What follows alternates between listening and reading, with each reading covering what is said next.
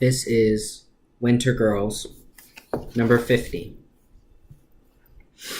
The emergency room is filled with fog. Angry shadows fly up and down the walls and across the ceiling. Cassie holds my hand and whispers the numbers. Your heart was 33 beats per minute in the ambulance. Wicked bradycardia. The EKG was weird, probably because of the dehydration and blood loss. You're breathing okay, but you have the blood pressure and temperature of dirt. I close my eyes. When they open, she has lab results. Anemia, she says, plus low blood sugar, low phosphates, low calcium, low T3. Don't know what that means. High white blood cells, low platelets. They sewed you up with black thread, 33 stitches. Isn't that weird? Oh, and you have ketones in your pee. Keep this up and we'll do New Year's together. Stay strong, sweetie. Where's Emma? I ask. A nurse drapes me in necklaces of plastic tubing and green wires and decorates the room with plastic bags filled with water and blood. She pricks me with a needle. I lie down in a glass coffin dream where rose bushes climb the walls to weave me in thorny fortress. 51. 2 days later, 2 days before Christmas, I am judged fat and sane enough to be kicked out of the hospital. The plan to send me straight back to New Seasons won't work. There is no room at the inn for a leather Leah's skin plumped full of messy things. Not yet. The director promises Mom, crossed out, Dr. Merrigan, he'll have a bed for me next week. I'm stable enough to go home until then. They all say I'm stable. I failed eating, failed drinking, failed not cutting myself into shreds, failed friendship, failed sisterhood and daughterhood. Failed mirrors and scales and phone calls. Good thing I'm stable. 3 stars to indicate a change in scenery or time. Dad picks me up at the hospital. He visited every day without Jennifer, making sure he never ran into Mom, and he cried with his head on my mattress. But he hasn't said much. Not even when he helped me get in the car. It snowed while I was attached to the tubes. The white fields reflect the sun and make it almost too bright to see. I put down the visor, and some girl stares back from the mirror in. Part of my brain, the hydrated, glycogen-fed part, knows that I am looking at me, but the bigger part doubts it. I don't know what I'm supposed to look like anymore. Even the name on the hospital bracelet seems weird, like the letters are in the wrong order or part of the name is missing. I flip the visor back up and hope Dad didn't see me wince. The doctors tied me back together with twine. I keep forgetting about the stitches until I move too fast and the pain erupts. They pumped me full of sugar water too, and meals served on plastic trays divided into 5 rectangles. This brain was on one drug and this body on another. This hand shoved food in my mouth too fast to count the bites. They tied me back together, but they didn't use double knots. My insides are draining out of the fault lines in my skin. I can feel it, but every time I check the bandages, they're dry. I pull this self back into the body in the passenger seat of my father's car. Where's Emma? I ask. Doesn't winter break start today? Dad punches a button on the dashboard. The too loud sound of a jazz trumpet crashes into us. I reach for the volume button, wince, and turn it down. He drives for 15 miles without saying a word. When he gets off the highway, he does not turn right. He turns left, north, toward the dark line of storm clouds, bringing more snow from the top of the world. Where are we going? I'm taking you home. This isn't the way. His fingers tighten on the steering wheel. You're staying at your mother's until you're admitted. No, Daddy, please. What about Emma? She wants me to bake more gingerbread cookies with her, and she needs help wrapping your presents. And we're going to sing Christmas carols at church, and I promised to take her sledding and make snow angels. He pulls into the passing lane without checking his mirrors. You won't be seeing Emma until you're better. Maybe that will give you some incentive. If you won't try for yourself, try for her. His voice cracks. He sniffs, swallows hard, and pushes the accelerator until the speedometer's needle rockets into the red zone. I do not know this man. I clutch the door handle, not sure if we'll make it. 3 stars. He still has a key to her house, on the ring with the rest of them. The office, the gym, Jennifer's house, and 3 cars. He unlocks the door, steps in, and waits for me to follow. Mom, crossed out, Dr. Merrigan, is in the library, dictating notes to her computer. When we walk in, she holds up a finger so she can finish reciting details about her latest quadruple bypass on a guy who spent the last 40 years eating cheeseburgers.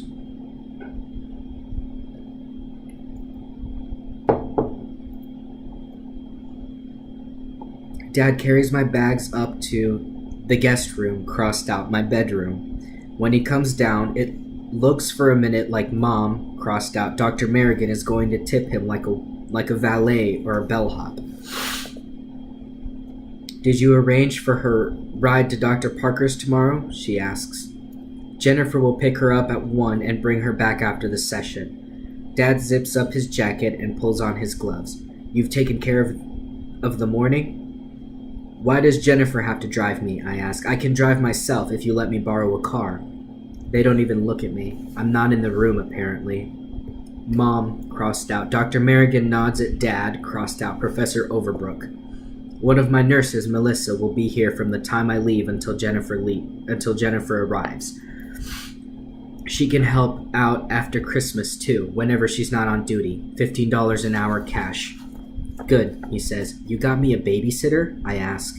They don't react. I'm still not here. What time will she be back? Mom asks. It's a 2-hour session, so with the driving, maybe 4:30, 4:45, Dad says. You'll be home by then, right? Mom, crossed out, Dr. Merrigan straightens the pile of medical journals on the coffee table. I'm on until 7. Tomorrow is Christmas Eve. Melissa is going to her brother's when Leah leaves at 1. We can't ask her to come back. He frowns. I guess Jen could stay. If things are quiet, I'll sneak out early, she says. That would be best. His goodbye kiss on my cheek is so light I can't feel it. He walks out the front door and takes the time to lock it behind him. The blanket on the couch is plugged in and heated up. Mom, crossed out, Dr. Merrigan says, there's a bowl of soup in there too, beef barley. While you make that disappear, I'll explain how things are going to be. You're talking to me now, right? I ask. I'll be there in a minute, soon as I finish this up.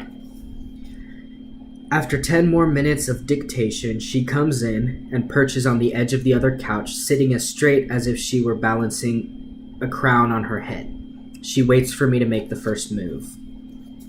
I want to go back to Dad and Jennifer's. She reaches to her left to click on a light. The sun sets early at the end of the year. We all agree you should be here, she says. New season's called to confirm your intake date next week. She brushes dust off the lampshade. They have your hospital files and will conference call with Dr. Parker after you see her tomorrow. I'm 18. What I say to her is private. Not if a court decides you're a danger to yourself and others. What will happen? I've operated on half the judge in this county, Leah. If it needs to happen, it will.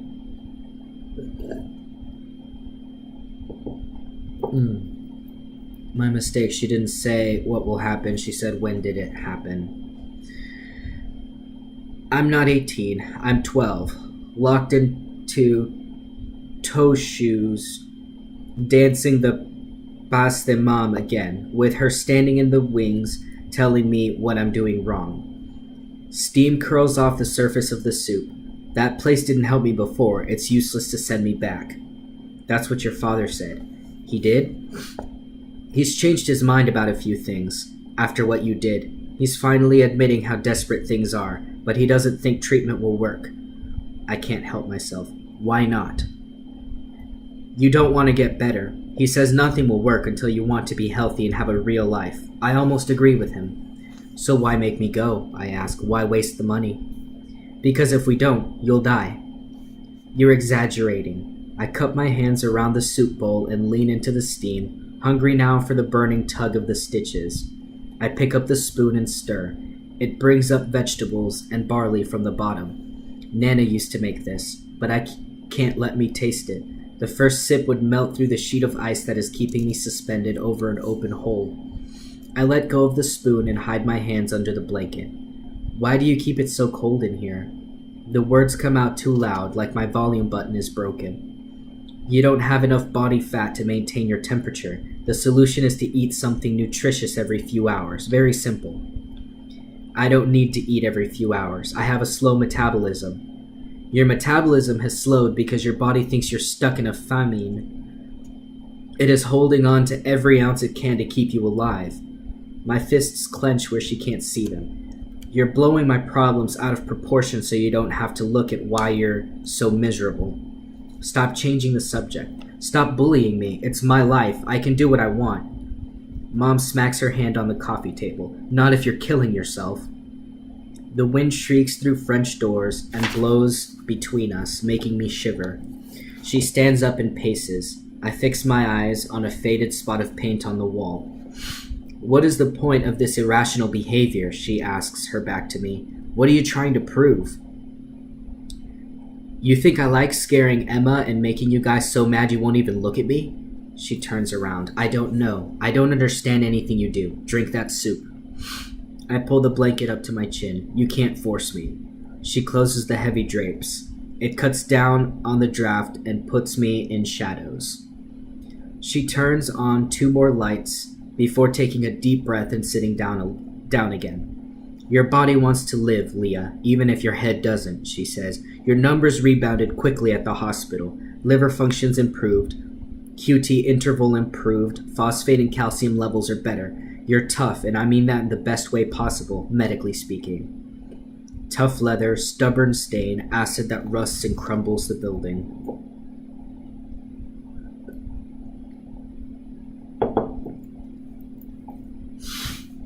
If you don't eat, I won't shove food down your throat, even though it's tempting. But you must stay hydrated. If you restrict fluids, you'll be placed in a psych ward, instantly. I've already worked it out with Dr. Parker and consulted the district attorney about the paperwork. I will hate you forever if you throw me into a nut house. You have to take your meds too, all of them. She picks lint off the Afghan. Melissa or I will watch you for an hour after you take them to make sure they get into your system. We'll also measure how many ounces you drink and how many you excrete. You're going to measure my pee? It's the best way to make sure you are hydrated. There's a plastic container in the downstairs bathroom for collecting urine. This is ridiculous. I'm not that sick. The inability to rationally evaluate your situation is a result of malnourishment and disturbed brain chemistry. I hate it when you talk like a textbook. She leans forward. I hate it when you starve yourself. I hate it when you cut open your skin, and I hate it when you push us away. The wind pushes against the glass door so hard the drapes sway. I hate it too, I whisper, but I can't stop. You don't want to stop. The poison in her voice shocks us both. She stands again and quickly gathers up the Afghan, sniffing hard and swallowing tears. At first, I think she's going to walk away, maybe put the Afghan in the closet or the washing machine, but she doesn't. She spreads it on top of the electric blanket that I'm hiding under, tucking it around my shoulders and hips. I'm sorry, she says, that was mean. It was honest, I say. The weight of the blanket is sweet. Dr. Parker would approve. For a moment, the wind stops. The house is silent, waiting for me to tell her. I could try. Maybe not everything. Maybe just the names, the bad names. Stupid, ugly, stupid bitch, stupid, fat, stupid, baby, stupid, stupid, stupid, stupid. That stabbed me when I think about eating a cinnamon bagel or a bowl of blueberry dazzle pops. And then there's the matter of being trapped between the worlds with no compass, no map. She smooths my cheek with the back of her hand and leans forward but doesn't kiss me. She sniffs my head once, twice, 3 times. What are you doing? I ask. She sits next to me. In med school, we read about a study in which mothers could identify their babies by smell a day after they were born. I thought it was baloney. It's true? I knew you by your smell within hours. It comforted me, like a drug almost. I loved the smell of my daughter. I used to sniff your head all the time when you were a baby. Mom, that's weird, and if I think it's weird, you're really in trouble. I slept on your pillow for months when you moved out, pretending I could still smell you. Stupid, huh? I swallow hard. Not really. It almost killed me when you left. I had to. I know. She looks down at her magic hands. My only child was starving to death and I couldn't help her. What kind of mother did that make me? I was a mess. She takes a deep breath. I wanted you here, but you didn't want to be here. I wanted you away from Cassie because she was headed for trouble. You were determined to stick with her. Cindy told me when Cassie broke off your friendship, I was so happy I almost danced in the street. Do I smell like cookies? I interrupt. What? I clear the scratchiness out of my throat. Do I smell like cookies? My head, I mean. Like ginger and cloves and sugar. Her smile is warm and true. No, not at all. I always thought you smelled like fresh strawberries. Is that weird too? Neither one of us dares breathe because we are both here in the same space at the same time. Mommy and Leah, no phones or scalpels or burning words. Neither of us wants to break the spell. If I tell her about all of my ugliness now, this fragile bridge will crumble under the weight of it. No, I say, it's not weird, it's sweet. For dinner, I drink electrolyte replacement fluid that tastes like the smell of a hospital bathroom. Parentheses, $, ? Mom took the label off and made the computer power cords disappear so I can't check the numbers. I eat a small banana 92. It tastes like banana. Mom eats a chicken Caesar salad with globs of dressing and 2 pieces of pumpernickel bread. She watches a documentary about North Korea while I pretend to read. When it's over, she checks my stitches, pulse, and blood pressure and gives me my meds, even my sleeping pill. I bet she takes one too. How else can she fall asleep without seeing all those sliced open bodies and twitching hearts? I fall asleep before I'm ready and wake up in the middle of the night, confused again about where I am and why and who. 1,000 fingers are reaching up through my mattress, poking through my skin to scratch my bones. I leap out of the bed and pace to shake off the feeling. Across the street at Cassie's house, a pack of wolves are digging up the rose bushes, looking for bodies to eat and bones to crunch. I can't tell anyone when I'm asleep and when I'm awake, or which is worse. 52. The highs and lows shifted overnight. Instead of blowing out to sea, the winter storm is stuck over the heart of New England. We're supposed to get at least 2 feet of snow today. I wonder if I could call someone to take Emma sledding. Myra, maybe, or Sasha. Would they answer the phone if they knew it was me calling? Thinking about Emma makes me want to pull out my stitches with a pair of pliers. They should burn me at the stake for what I did to her. Set me adrift on an ice floe.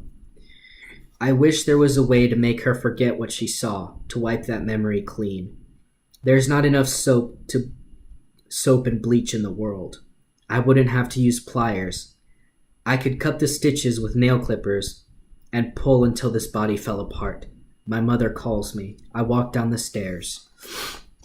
The guard dog, crossed out, Nurse Melissa, arrives when we're eating breakfast.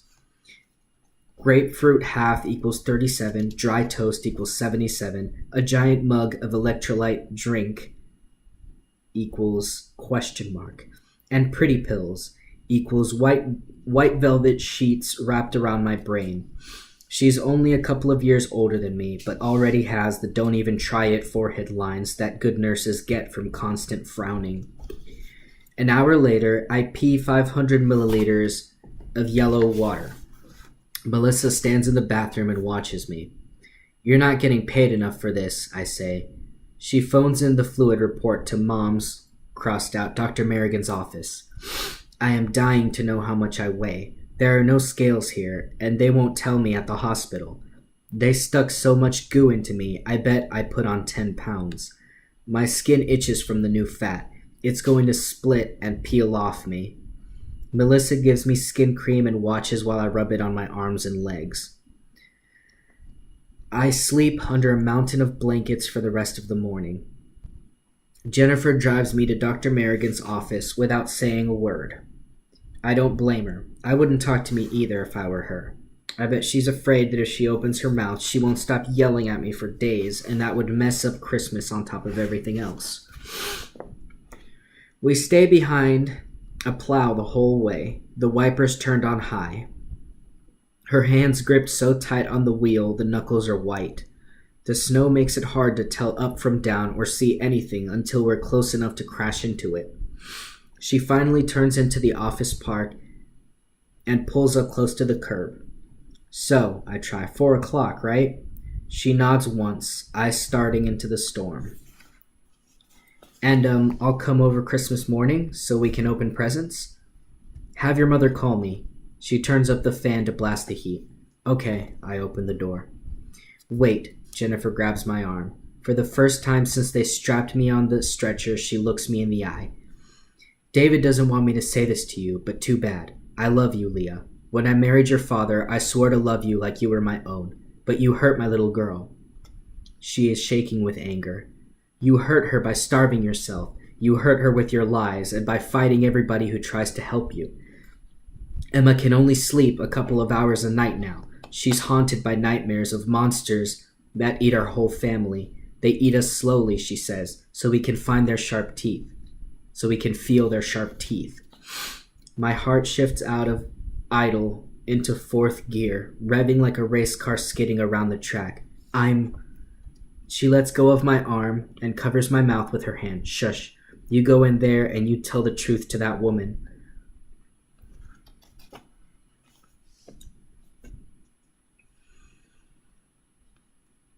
Tell her what's in your head and why you do these things. Tell her there's a good chance you can't live at your father's house anymore, so you better figure out how to get along with your mom.